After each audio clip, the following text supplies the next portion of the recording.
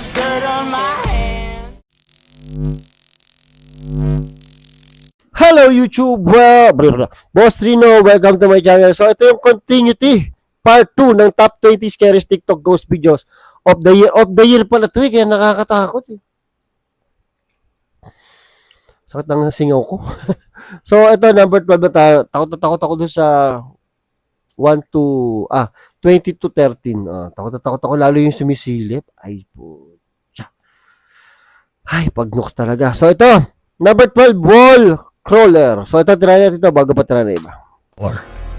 TikTok user Ashley Rain has only ever posted videos of her family and all of their cute cats. But this next video is completely different from anything she has ever posted before. Shit. Ashley claims that late one night their motion-activated security camera caught something truly bizarre. Yun yun. Kating yung pusa, ano? Uy, yun yan. Putang namang hayop kang sound effect ka, hayop.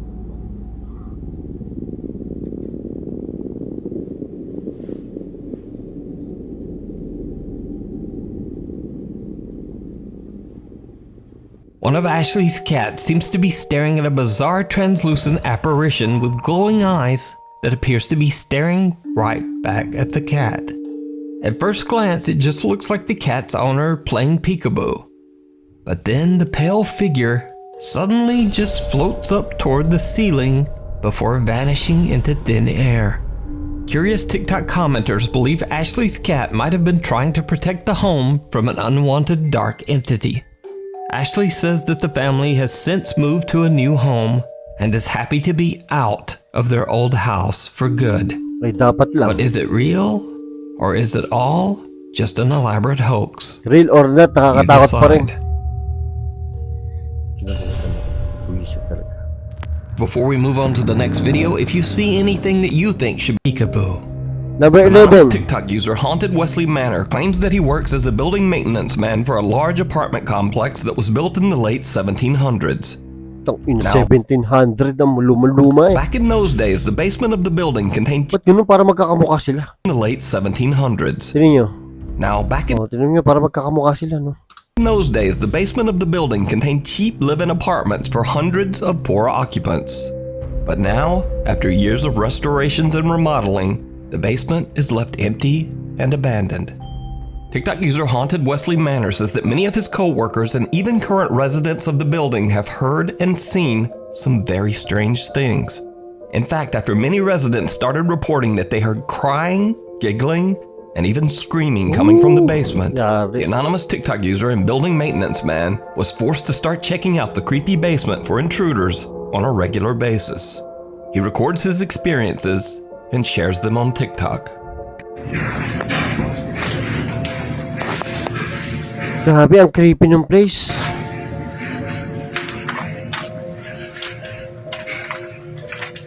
Luman-luma. His curious TikTok followers believe that the spirits of restless children might actually haunt the basement, and they request that the TikTok user leave a toy in the basement. So he does, and that's when things get truly bizarre. I brought a little toy. Hopefully the ghost likes it. I think it's a child.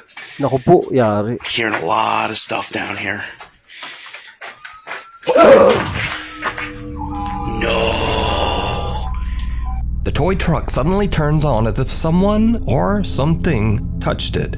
After this creepy experience, the activity in the basement only seems to intensify. The TikToker begins to hear movements and giggling when he goes down on his daily inspections. And then, one day, he captures something downright chilling. Naku po, ito na naman. Teka.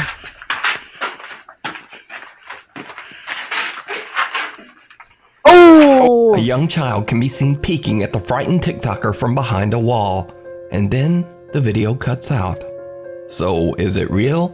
Or is it all just an elaborate TikTok hoax? You decide. Unwelcome guest. Number 10. In another video, TikTok user Maddie Bark believes that a dark entity followed her home after she went on a paranormal investigation at a cemetery. She says that she's seen something strange in her yard on a regular basis. And that Yung TikToker pala, ang creepy na eh. whatever it is, it appears to be getting closer and closer to her house. One night, she's shocked when something appears right at her front door. Uy, gago. Yan. Maggie? Oh my god. Uy. Maggie? Uy. Oh my god. Did you just move? Kasi bakit kasi ang pinto mo may salamin eh. Dapat buong pinto lang yan eh. Oh my god. Is he out there?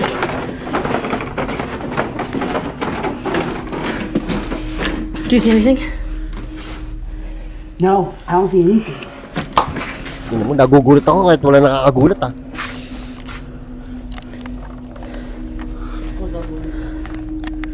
Her clock closed. Tanga, pumasok ka na. It looked like it turned and walked away. The only place it could have gone is through this.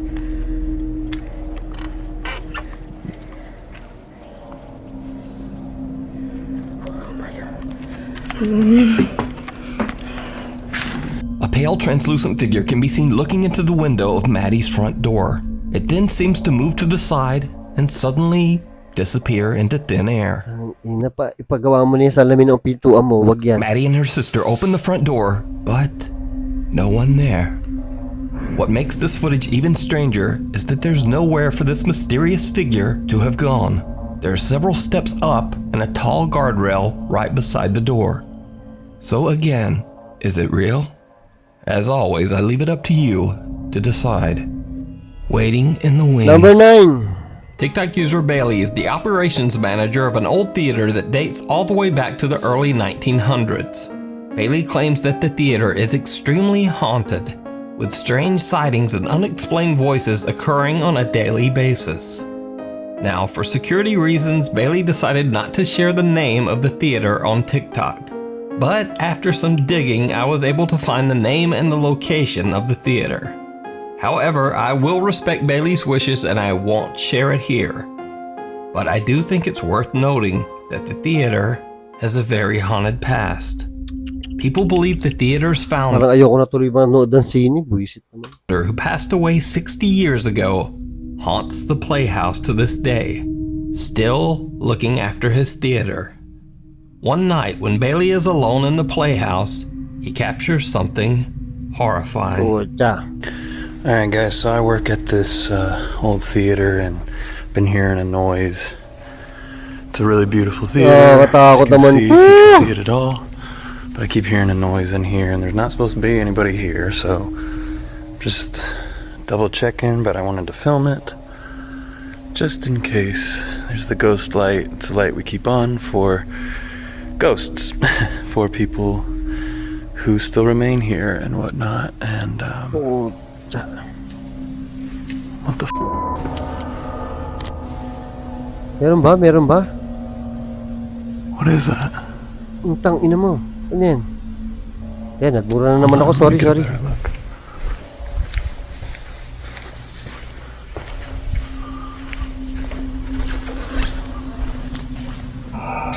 Oh, yan! A creepy figure of a man wearing a suit can be seen in the theater's old private balcony. Bailey says he's the only one who has access to the area where the apparition can be seen, so no one could have been up there. So could this be the ghost of the theater's founder still wandering around and keeping an eye on the place? Let me know what you think. Parang dalawa yung mukha pa, oh. Anak ng pucha. Something under the bed. Ay, yan ang ayoko. Yang sa ilalim ng kama. Parents Josh and Sarah from Nashville, Tennessee had Yan, never putang ina, may kalbo pa. posted anything related to the paranormal on either one of their TikTok pages. Basta pag may kalbo, nakakatakot yan.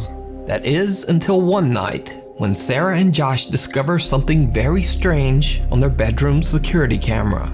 Sarah is fast asleep in bed with her daughter Emma when this happens. Naku po.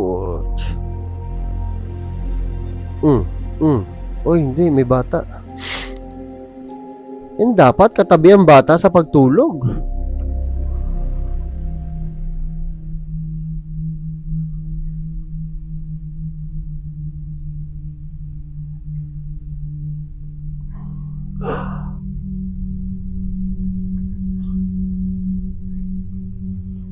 Huy, huy, huy, huy, bata. Puta naman. Little Emma is sleeping peacefully with her doll when it inexplicably moves on its own. But creepiest of all, the child's shirt appears to be getting tugged by something that's just not there. Dad Josh believes the strange event to be something paranormal, but his wife Sarah is still skeptical. But it gets even creepier. Because late one night, Josh is at work and Sarah is fast asleep. Just around midnight, the baby monitor in Emma's bedroom records something terrifying. Naku, ito pala yun, oh. Ang galing sa NUKES, nabubuo niya yung kwento, no? Kasi tayo nakita lang natin yun, eh.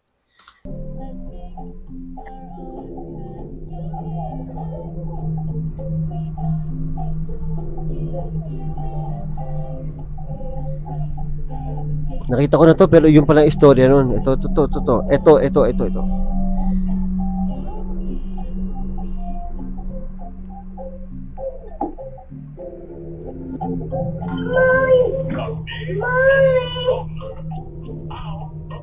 Oh! Gago, hindi to biro. Nakita niyo ba? Paano umislide yung bata? Hindi siya ang may gawa nito. Parang may humila talaga, eh. You know, oh. Oh, grabe. The TV in the room is on and little Emma is awake and seems to be curious about something underneath her bed. When she goes to investigate, the little girl appears to be getting pulled underneath the bed. Emma starts to cry and yells out for her mother, who soon wakes up and comes to her rescue. But just what happened to little Emma is unclear. Josh explains that he has no idea what happened to his daughter. He shows in a video that the space under Emma's bed is too small for anyone to have been hiding under there. So what do you... Feeling ko totoo to, eh. Kasi kung TikTok lang to, wala naman silang kinikita sa TikTok para mag-gain sila ng views, di ba? Pero pinopost nila yan nangyari sa kanyang anak, di ba? Nakakatakot. You think happened to little Emma? Could it be that some dark presence has attached itself to the toddler? Or just what is going on here? Hindi ko alam. Let me know what you think. The Late Night Watchman. Number 7. In this next video, TikTok user Fernando Victor Olive is working the night shift with his fellow workers at a train yard. Around 3:30 a.m., he decides to record a few videos to show what the night shift at the train yard is like. But after he uploads the videos, his viewers notice something in one of the clips. Something shocking. Ito. Nakita ko na rin to, eh, pero it looks as if someone is standing in one of the train doors. Now again, this train is locked and parked in the train yard in the middle of the night. It is supposed to be completely empty. So who or what is this? totoo to. Now what makes this Nakita ko yung edit, eh. Talaga nasa loob yung ano. video even more compelling is the fact that Fernando has never posted any other video related to the paranormal on his TikTok. So could this figure be something supernatural? Or could it just be a very strange trick of the light? Hindi, ano yan, nakulong dyan. Oo, nakulong dyan. Sinara nyo kagad yung pinto, hindi pa nakakalabas, eh. Nakatulog kasi yan dyan. You decide. Parang di Invisible friend. ko na kayang tapusin. TikTok Number user 6. Luan, also known as Joshua Luck from Mexico, had a TikTok account dedicated entirely to his 2-year-old son. Luan operates a general store on the first floor of his house that he shares with his wife and children. Then one day, Luan's video content drastically changes as his 2-year-old son begins to claim that he sees what he describes as a terrifying invisible child. This alleged invisible child scares Luan's son so much that he often cries in fear. Luan says that he doesn't see anything, but he says he has experienced a few strange incidents with things around the house seeming to move on their own.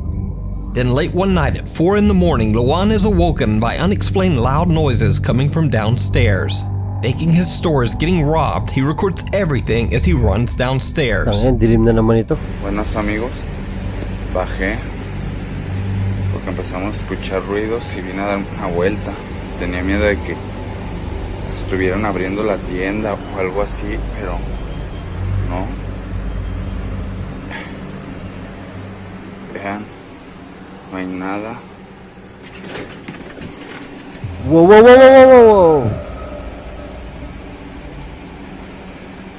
Ah, cabrón. ¿Sí vieron?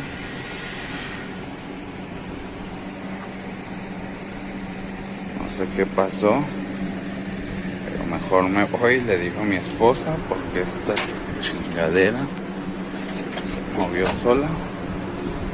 Ya me está dando cosita. Se me hizo muy raro. For the first time, Luan captures something on camera that he can't explain. A chair moves on its own. Over the next few days, the unexplained activity seems to intensify every single night. Things fall off shelves without explanation. grabe. The family starts to hear whispers, and late at night they hear a light tapping sound coming from inside their bedroom closet. One night when the knocking sound from inside the closet becomes terrifyingly loud, Luan once again decides to record to collect proof. Hicimos grabar ahorita porque se está escuchando algo en el closet. Dios mío, ¿qué es eso? ¿Hay alguien ahí? ¿Quieres algo? ¿Qué es eso? ¿Qué es eso? Ano yan? No inventes, ¿qué es eso? ¿Qué es? Se abrió. Espérate, cálmate. ¿Hay alguien ahí? ¿Te podemos ayudar? ¿Necesitas algo? Dinos. Se asomó alguien. Alúzame. Espera. Nagtagalog eh, no? Sabi niya, halika na. Sa takot niya, nagtagalog siya. Dinos, se asomó alguien. Alúzame. Espera.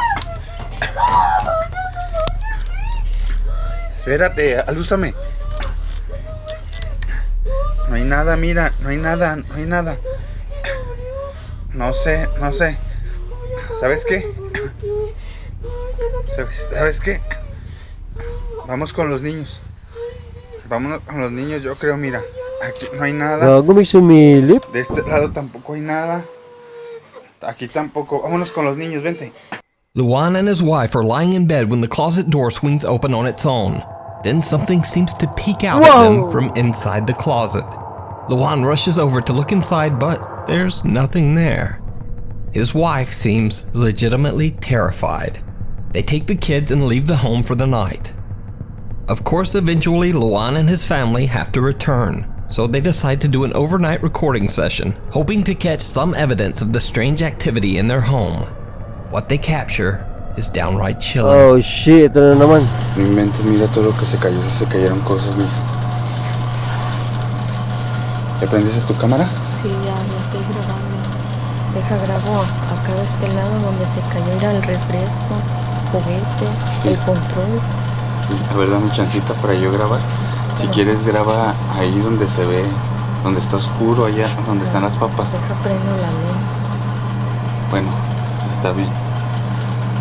Voltar Muy para oscuro. allá. Es que está muy oscuro. ¿Y luego qué tal si veo algo? Ay, aquí estoy yo, me dices, tranquila. Ay, no. Mejor tú graba de este lado. Y yo me voy y grabo de este otro, donde está la cuna. Bueno, a ver, cámbiate. Es que mira, también acá está oscuro. Did you see it? Luan claims that his phone battery died right at the moment he captured something terrifying on camera. A face with glowing eyes is staring right at them from the entrance of the store. But the bizarre activity didn't end there. On another night, Luan hears something knocking on their door. Di pa rin He tapos. turns on all the lights and once again starts recording. Buenas noches, amigos. Me tocaron la puerta. Este carrito estaba en el sillón, se cayó. Como saben, me duermo a veces en la sala, pues porque me siento nervioso. No hay nadie aquí afuera. También he prendido la luz, pues para sentirme un poquito más seguro. Se escuchan ruidos. Se han escuchado murmullos aquí en el baño. No sé si será de aquí. Como pueden ver, está vacío. Vénganse por acá. Vamos a checar si de acá vienen. No, está todo tranquilo. Vamos a ver si aquí de la tienda. Huwag ka sa dilim, Parece que aquí no es. Se vieron acá. Vengan, vamos a ver. No, aquí no son. Vénganse, vámonos por acá. Oh! No sé qué está pasando. Mejor vámonos, venga, venga. Me siento nervioso, vámonos. As he pans his camera, someone or something with long dark hair seems to quickly move away and out of sight. But nothing compares to what happens on the night of October 18th. When Lawan goes to the restroom, something knocks on his bathroom door. That's when things get truly bizarre. Amigos, estoy en el Puta, baño. hindi pa yun Me tapos. está tocando la puerta. Me siento muy nervioso, no sé qué hacer. Voy a tocarme otra vez. Mira. Esa tira de florero. Se ve una sombra. Oh, tangina yan. Sabi ko na eh. Sabi ko yun. Nag-exercise yung nag-exercise yung bulto. Pero no hay nada aquí. Oh, yun yun. No hay nada aquí. De este lado se ve una sombra, se ve una sombra. No sé qué hacer, amigos. Estoy un poco nervioso, Se vio algo en la tienda. Venga, vamos a ver. Vamos a la tienda. Vamos a la tienda. Venga. Venga. Tama na. Iba naman. Top 5 na tayo. Unas cajas de refresco. Tama na. Unas rejas. Unas rejas se cayeron. Mira. Se oye algo al enfrente. Oigo un susurro. Un susurro. Something knocks on the door. Objects have fallen on the floor. Exercise equipment is moving on its own. But creepiest of all, as Luan pans his camera around his living room, in one split second, he captures a shadow figure sitting on his couch. The same couch that was empty only a moment earlier. So what do you think is happening to Luan and his family? Is their home and store haunted by a dark entity? Or is it all just an elaborate hoax? You decide. Imagine Ayoko na.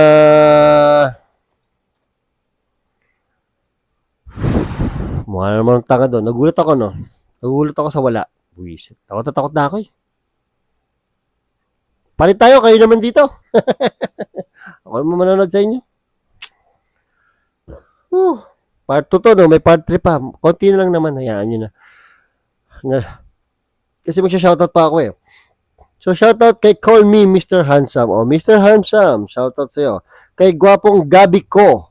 Sa inyong lahat, guys. Shoutout, Postrino. O, shoutout. Shoutout din kay Keneline Manalo. Totoo po yan, Postrino. Iba tayong mga Pinoy at nanay. Gusto natin katabi mga anak natin sila sanggol. Walang hiwalay. O silang awa. So, yun. O nga, wala silang kwenta. So, shoutout kay Sean Conedo. At shoutout kay Rich Manuling. Shoutout din kay Aldrin Sumaylo. Shoutout din kay Darrell Pelonia. At shoutout kay Abby Paler Adona ng Zambales. Shoutout din kay... Yun lang. Para meron pa tayo shoutout next video. So yun, maraming salamat sa panonood. Abangan yung part 3, yung top 5 to 5, 4, 3, 2, 1. So maraming salamat sa panonood at hanggang sa muli. I came from the mud. There's dirt on my hands.